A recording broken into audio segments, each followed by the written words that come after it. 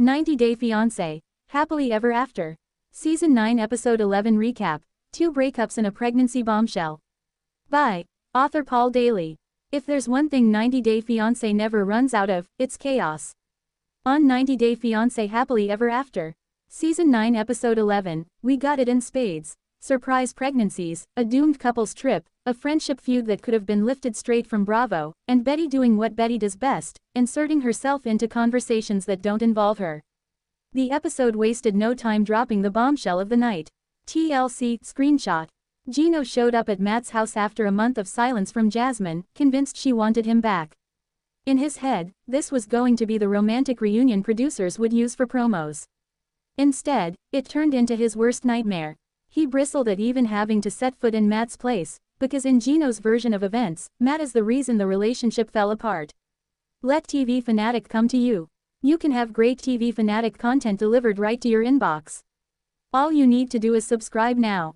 Subscribe. We use your personal data for interest-based advertising, as outlined in our privacy notice. TLC screenshot. As if Jasmine hasn't been burning this thing down with a flamethrower since day one. Then, seeing boxes stacked up, he actually thought she was moving back in with him. Jasmine moves on from Gino on 90 Day Fiancé Happily Ever After. Wrong. Jasmine dropped the Florida bomb, followed by an even bigger one. She's pregnant, and the baby is Matt's. Task Season 1 Episode 2 Review, Family Statements. By Carissa Pavlica, 90 Day Fiancé, Happily Ever After. Season 9 Episode 11 Recap, 2 Breakups and a Pregnancy Bombshell. By Paul Daly, Doc Season 2 Episode 1 Season Premiere Review, Her Heart. By Jasmine Blue. Gino's face in that moment deserves its own Emmy nomination.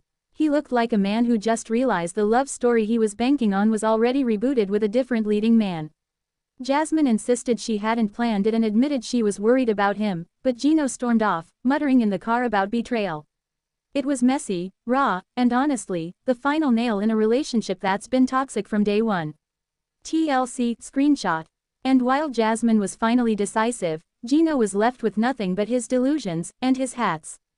If Gino and Jasmine's implosion was loud and dramatic, Cara and Guillermo's demise was quiet and devastating. They embarked on a couple's trip to work through their issues, but vacations don't cure fundamental trust issues. Their conversations felt heavy, like two people stuck in quicksand. Cara's suspicions about Guillermo lingered, Guillermo resented the constant doubt, and neither seemed remotely happy. Instead of bickering over who left their shoes in the hallway, they were arguing about whether they even wanted to keep going at all. TLC screenshot. By the end of the trip, reality set in. They admitted they weren't working and decided to split. Cara broke down sobbing in her confessional, Guillermo's eyes welled up as he tried to hold it together, and yet the scene had more dignity than most 90-day breakups.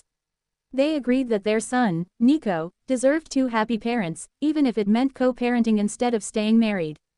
For once, a couple in this franchise made the mature choice, and while it was heartbreaking, it was also refreshing. Power. Origins just got real with its Ghost and Tommy casting. By Whitney Evans. Believe it or not, Law and Order was once revolutionary.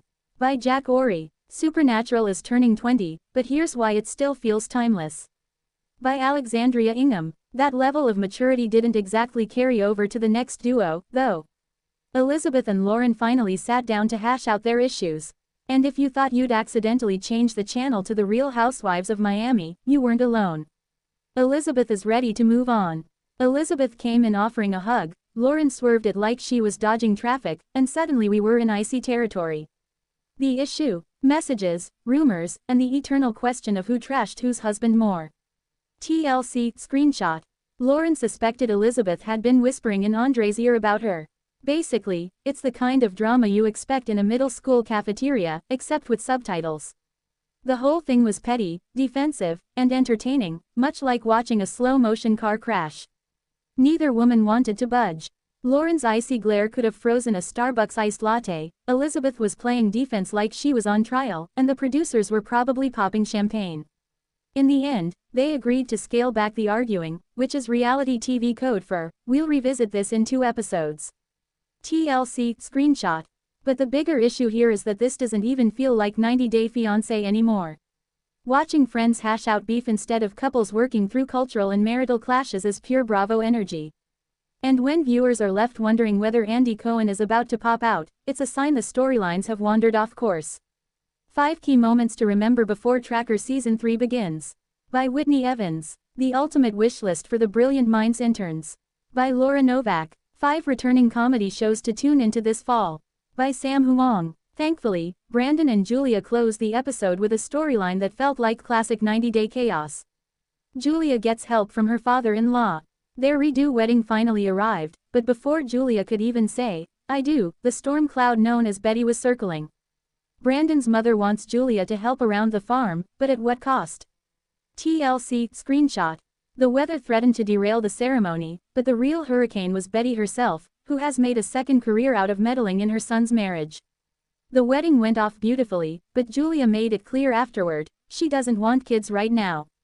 Cue Betty, objecting like she had some vote in her daughter-in-law's uterus. And then it happened, a plot twist better than any bouquet toss. Ron, Betty's own husband, shut her down.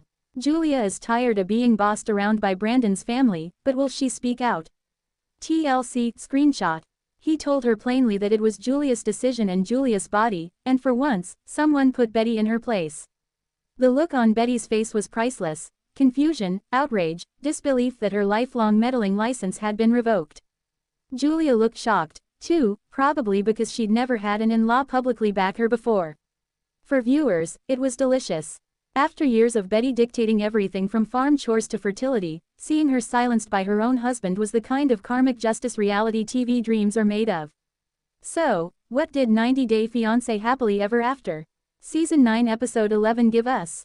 Gino finally learning Jasmine isn't a prize he can win back. Kara and Guillermo choose maturity over misery. Elizabeth and Lauren drag us into housewives territory, and Betty loses control of the narrative for the first time ever. TLC screenshot. In other words, heartbreak, drama, shade, and one very satisfying shutdown. If this is what passes for happily ever after, it's no wonder these couples keep coming back.